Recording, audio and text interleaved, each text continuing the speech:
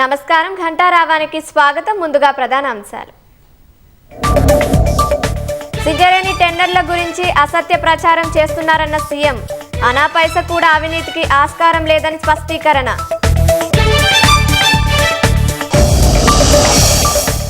పాలేరు Munneru link కెనాల్ను ఏడాదిలోనే పూర్తి చేస్తాం. సీతారామ ప్రాజెక్టు కోసం 19,000 కోట్లు కేటాయించినట్లు ఉత్తమ్ వెల్లడి. ఖమ్మంలో ఘనంగా సిపిఐ శతాబ్ది ముగింపు ఉత్సవాలు. బహిరంగ సభకు తరలి వచ్చిన జాతీయ నాయకులు.